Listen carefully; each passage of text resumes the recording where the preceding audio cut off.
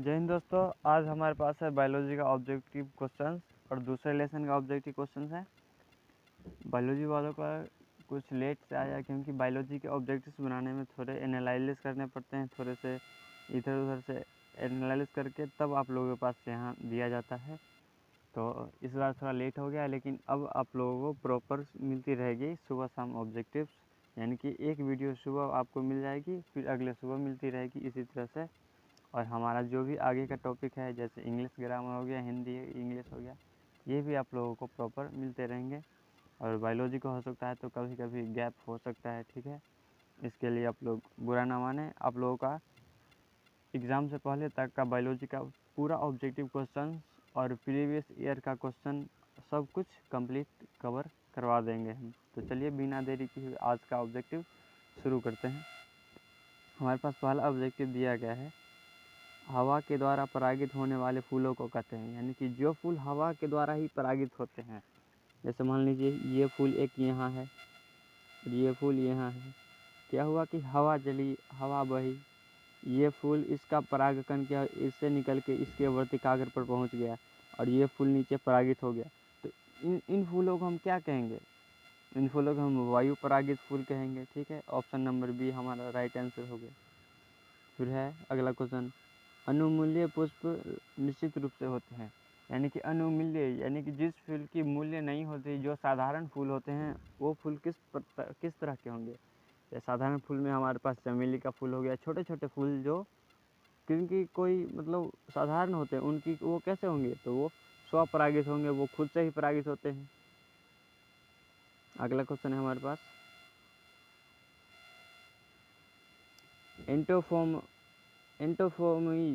एंटोमोफोलिस पुष्पों में परागन का माध्यम होता है, यानी कि एंटोमोफोलिस पुष्पों की जो कैटेगरी बनाई गई है उसमें परागन किससे होता है? यानी कि एक पुष्प यहाँ, एक पुष्प यहाँ, और यहाँ से जो यहाँ परागकण उठ के आता है तो किसके माध्यम से उठ के आता है?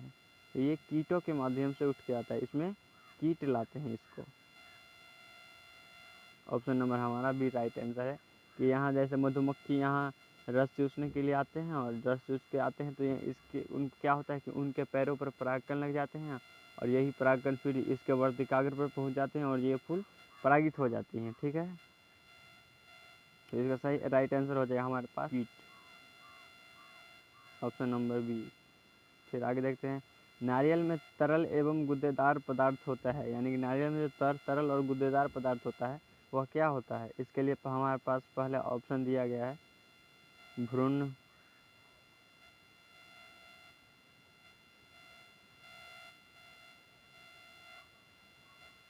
फिर है अंतःभित्ति दाना,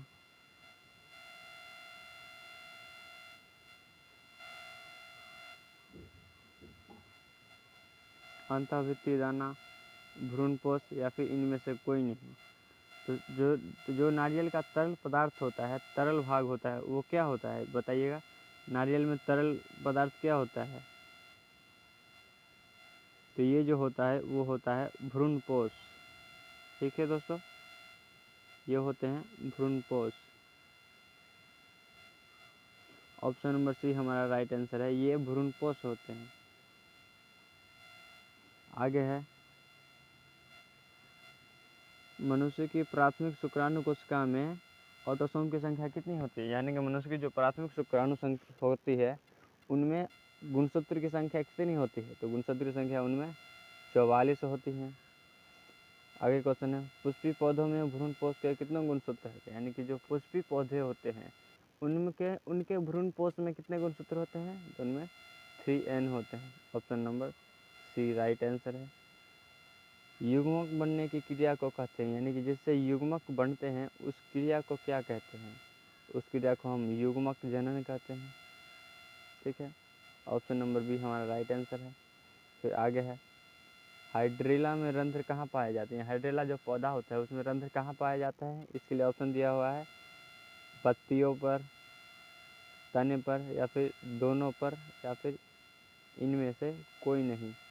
तो जो हाइड्रिला होते हैं उनमें जो रंध्र पाया जाता है वो न तो पत्तों पर पाया जाता है न तो तने पर, तो इसलिए हमारा राइट आंसर हो जाएगा ऑप्शन नंबर डी, इनमें से कोई नहीं, ठीक है। राइट, डी हमारा राइट आंसर हो जाएगा। फिर है आगे, परागकण का बाह्य चोल बना होता है, यानी कि परागकण जो होता है उसका, मान लीजिए परागकण ये है, तो इसका जो बाहरी परत है ये किस चीज़ का बना है, तो ये बना होता है स्पोरोलेनिन का, ऑप्शन नंबर सी। ठीक है, आगे है, अनुमील्य पुष्प परागित फूल होते हैं, ये मैंने आपको बताया था कि जो फूल साधारण होते हैं वो क्या होते हैं, स्वपरागित होते हैं। आगे है, अंड समुच्चय बना होता है, यानी कि जो अंडे का समुच्चय होता है वो किस चीज़ का बना होता है, अंड समुच्चय बना होता है तो किस चीज़ का बना होता है, तो वो बना होता है अंड कोशिका एवं इसकी सहायक कोशिकाओं से। तो इसके लिए हमारा राइट आंसर हो जाएगा ऑप्शन नंबर सी, ए और बी दोनों। आगे है, पानी द्वारा परागन को कहते हैं, यानी कि जो परागन पानी द्वारा होता है उसको क्या कहते हैं, उसको कहते हैं हम जल परागन। ठीक है, ऑप्शन नंबर बी हमारा राइट आंसर हो जाएगा। क्या है, कायजमा किस अवस्था में होता है, यानी कि कायजमा किस अवस्था में होता है दोस्तों, ये आप लोग बायोलॉजी वालों को अच्छे से पता होगा। तो ये होता है अर्ध समसूत्री विभाजन की अवस्था में।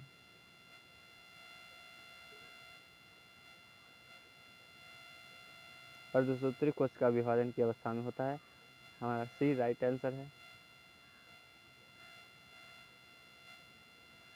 निम्नलिखित में कौन सा परागकण के वर्तिकाग्र पर शुरू में मगन करता है, मन करता है, यहाँ टाइपिंग गलत हो गया, मगन हो जाएगा, तो वो है हमारा Ca++, कैल्शियम प्लस प्लस। ठीक है, परागकण में मौजूद ऑक्सीन किसकी वृद्धि में मदद करता है, यानी कि जो परागकण में ऑक्सीन रहते हैं वो किस चीज़ की मदद में वृद्धि करते हैं, तो वो इसका जो हमारा राइट आंसर है वो हो जाएगा परागनली एवं अंडाशय में वृद्धि करते हैं, परागनली एवं अंडाशय में वृद्धि करते हैं, जो कि परागकण में जो ऑक्सीजन पाया जाता है वो, और ये हमारा राइट आंसर है।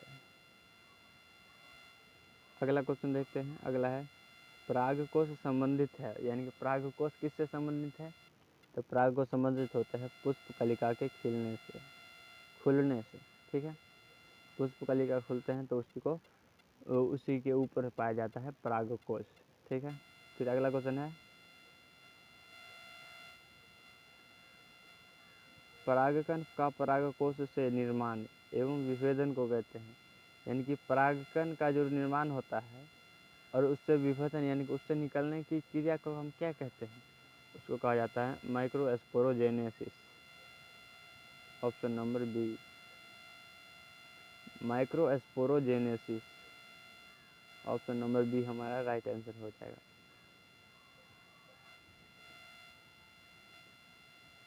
किसी डिथेकस परागकोश में होता है, यानी कि डिथेकस परागकोश में कितने माइक्रोस्पोरेंजिया पाए जाते हैं, तो इसका हमारा राइट आंसर हो जाएगा ऑप्शन नंबर ए, 4 माइक्रोस्पोरेंजिया पाए जाते हैं, 4 माइक्रोस्पोरेंजिया, ये हमारा राइट आंसर है।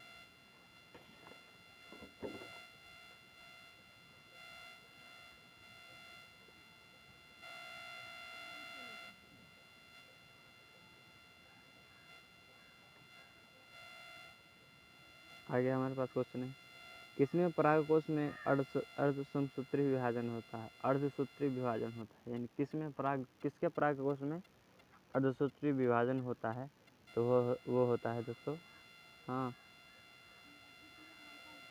स्पोर मातृ कोशिका में।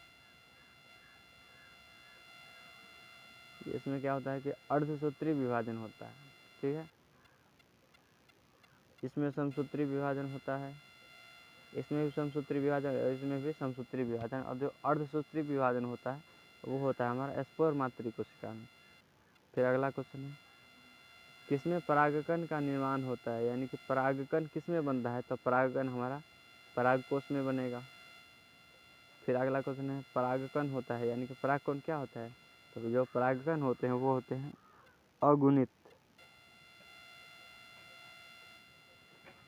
अगला क्वेश्चन है, पुष्पी पौधों में लैंगिक जनन की खोज किन्होंने की थी, यानी कि पुष्पी पौधों में लैंगिक जनन होता है, इस चीज़ की खोज किन्होंने की थी, तो कॉमेराडेंस ने की थी।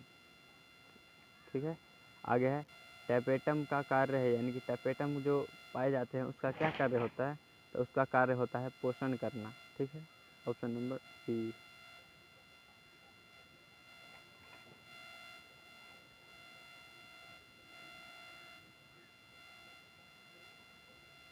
अगुणित कोशिका के संयोजन की प्रक्रिया होती है, यानी कि जो अगुणित कोशिका होती है उसके नर और मादा के भाग के संयोजन को क्या कहते हैं? तो इसके नर और मादा दोनों भाग के संयोजन को सिनगैमी कहा जाता है। ठीक है, किस फल का बीज चोल खाया जाता है, यानी किस फल का बाहरी यानी कि बीज का आवरण खाया जाता है?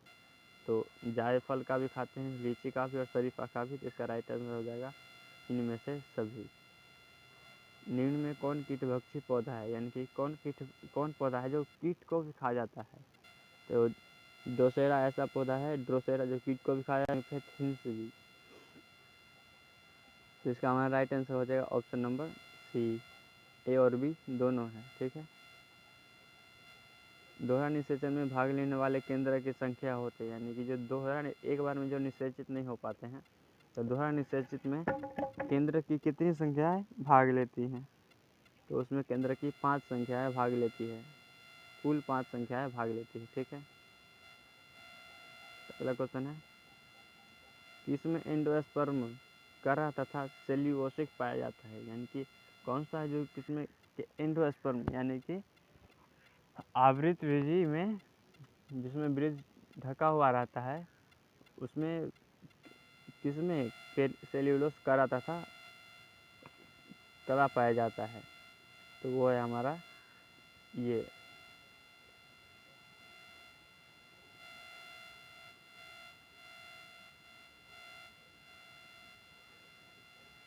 इसलिए ऑप्शन है आम, नारियल, आइवेरी बेर। तो इसका राइट आंसर है हमारे पास आइवेरी बेर। इसमें इसकी क्या होता है कि एरीवेर में इसकी बाहरी परत एंडोस्पर्म और सेल्यूलोसिक करा पाया जाता है। ठीक है, इसका आंसर हो जाएगा right answer option number C. आगे देखते हैं फिर, हरा नारियल में निहित दूधिया जल है, यानी कि हरा नारियल में जो सफ़ेद का दूधिया जल पाया जाता है वो क्या होता है? तो वो होता है ऑप्शन नंबर सी है हमारे पास ये।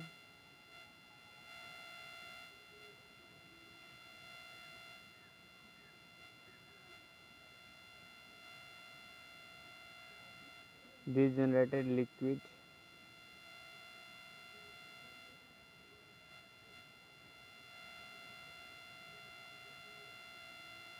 ऑप्शन नंबर ए है, ऑप्शन नंबर सी है, माफ कीजिएगा।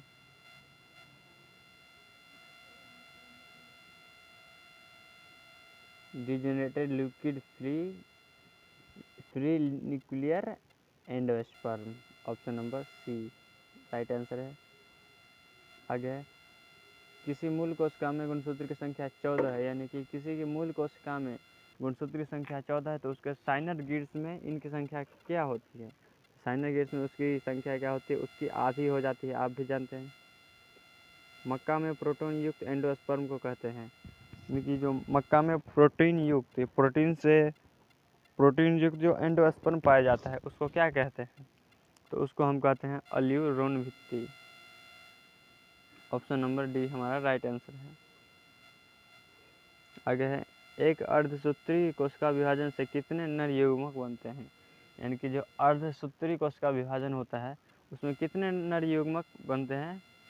तो उसमें 4 नर युग्मक बनते हैं। ऑप्शन नंबर ए राइट आंसर है। ठीक है, अगला क्वेश्चन है, एमएमसी में 24 गुणसूत्र है। ठीक है, एमएमसी में 14 गुणसूत्र है तो इसके एंडोस्पर्म में गुणसूत्रों की संख्या क्या होती है? किसी के एमएमसी में अगर गुणसूत्र है तो उसके एंडोस्पर्म में उसके 1.5 गुना हो जाती है।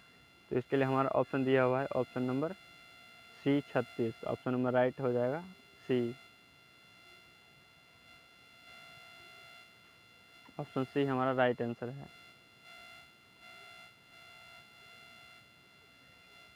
अगला क्वेश्चन है, आधुनिक भ्रूण विज्ञान के जनक कौन है? यानी कि आधुनिक यानी कि जो अभी का हम भ्रूण विज्ञान पढ़ते हैं उनके जनक कौन है? तो उनके जनक है वॉन वीर। ठीक है, आगे क्वेश्चन है, एस्ट्रोबाइलेंथस कुंथियाना यानी कि नीलकुरेंजी पौधा है जो कि 12 साल में एक बार उगता है, 12 वर्ष में एक बार पुष्पीकरण से गुजरता है। विगत 2006 ईस्वी के सितंबर से अक्टूबर में पुष्प लगा था। यह किस पहाड़ी क्षेत्र में लगा था? यानी कि जो नील कुरंजी का पौधा होता है 12 साल में तो एक बार खिलता है वो, तो वहाँ वो हमारे भारत में 2006 में कहाँ पाया गया था? भारत के किस क्षेत्र में? तो क्या वो केरल, कर्नाटक है, उड़ीसा है, मध्य प्रदेश, आंध्र प्रदेश या फिर मध्य प्रदेश में?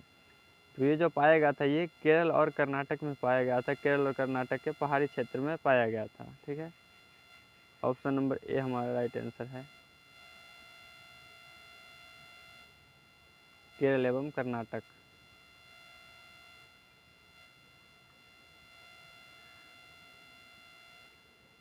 आगे देखते हैं, एंडोस्पर्म द्वारा पोषण किसे दिया जाता है? यानी कि स्पर्म द्वारा पोषण किसे किसे दिया जाता है दोस्तों? तो वो भ्रूण को पोषण दिया जाता है एंडोस्पर्म द्वारा। आवृत्त बीजी में निषेचन होता है, यानी कि जो आवृत्त बीजी होते हैं उनमें निषेचन किसके माध्यम से होता है? वो निषेचन होता है ओवल के माध्यम से। अगला क्वेश्चन है, निषेचन के बाद बीज के आवरण किससे बनता है? यानी कि जब निषेचन हो जाता है तो बीज का जो बाहरी आवरण होता है वो किस चीज़ से बनते हैं? तो वो बनते हैं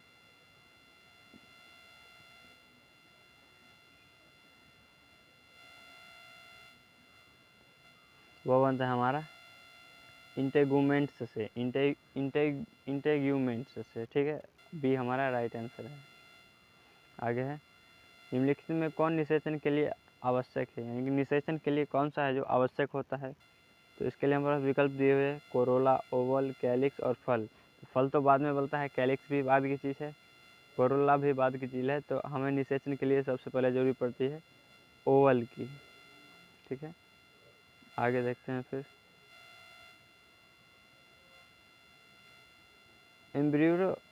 एम्ब्रियो सैक के प्रवेश समय परागनलिका में होते हैं। यानी कि जब एम्ब्रियो सैक के प्रवेश करते समय परागनलिका में कितने युग्मक पाए जाते हैं? कितने युग्मक पाए जाते हैं?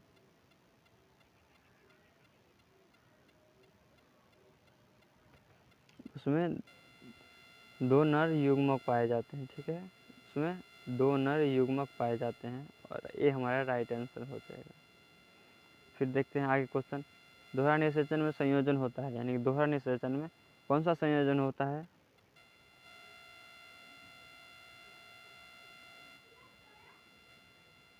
दोहरा निषेचन में हमारा ऑप्शन नंबर डी होगा, डी राइट आंसर। एक नर युग्म का अंडाणु के साथ तथा दूसरे नर युग्म का द्वितीय केंद्रक के साथ संयोजन होता है। किसमें? तो दोहरा निषेचन में संयोजन होता है एक नर युग्म का अंडाणु के साथ तथा दूसरे नर युग्म का द्वितीय केंद्रक के साथ। ठीक है, इसका राइट आंसर है।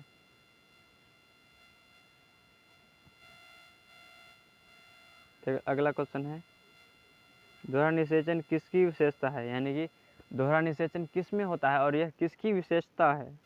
ठीक है, तो ये है द्विबीजपत्री एवं एक बीजपत्री आवृत्त बीजी का। ठीक है, जिसमें द्विबीजपत्री पाई जाए, यानी कि जिसमें एक बीज इस तरफ और एक बीज इस तरफ पाए जाते हैं, वो होता है द्विबीजपत्री, उसमें होता है दोहरा निषेचन।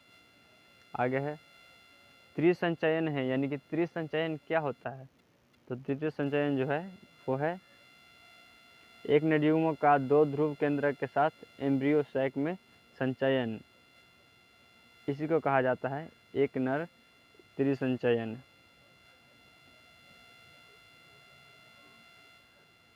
ये हमारा राइट आंसर हो जाएगा इसका, 43 नंबर का।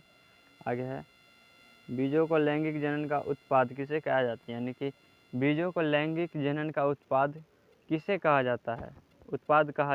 बीजों को लैंगिक जनन का उत्पाद कहा जाता है क्योंकि ये क्या होते हैं?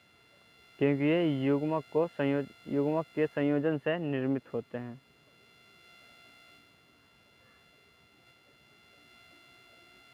क्योंकि ये क्या होते हैं? युग्मक के संयोजन से निर्मित होते हैं, इसलिए इसे बीजों का लैंगिक जनन का उत्पाद कहा जाता है। ठीक है,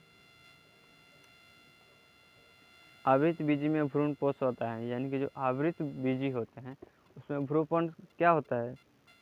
क्या वो एक गुणित होते हैं, द्विगुणित होते हैं, या त्रिगुणित या फिर चतुर्गुणित? तो उसमें क्या होते हैं, वो त्रिगुणित होते हैं, त्रिगुणित होते हैं। ठीक है, अगला है पौधों में लैंगिक प्रजनन को सर्वप्रथम दर्शाया गया। इनके पौधे में जो लैंगिक जनन होती है उसको सर्वप्रथम कैसे दर्शाया गया? तो किसने दर्शाया? तो वॉन बेंडेन ने दर्शाया था इसको, वॉन बेंडेन। अगला क्वेश्चन है हमारा, पुष्पी पौधों में एक लिंगी नर को कहते हैं, यानी कि पुष्पी जो पौधे होते हैं उसमें एक लिंगी नर पुष्प को कहते, क्या कहते हैं? तो है एस्टिमिनी, एस्टेमिनेट। ठीक है, एस्टेमिनेट कहते हैं। ऑप्शन नंबर डी हमारा राइट आंसर है। एस्टिमिन का फर्टाइल भाग है, यानी कि जो एस्टिमिन होता है पौधे का पुष्प भाग उसको क्या कहते हैं? एस्टिमिन का फर्टाइल भाग कौन सा है? तो वो है ए ऑप्शन, परागकोश। परागकोश में ही परागकण का निर्माण होता है और परागकण की वजह से ही एक दूसरे पौधे का फूलों के साथ निषेचन होता है। तो फिर है पुष्पी अंग किसका रूपांतरित भाग है? यानी कि पुष्पी अंग जो है वो रूपांतरित भाग किसका है? पुष्पी अंग। तो वो है पत्तियों का।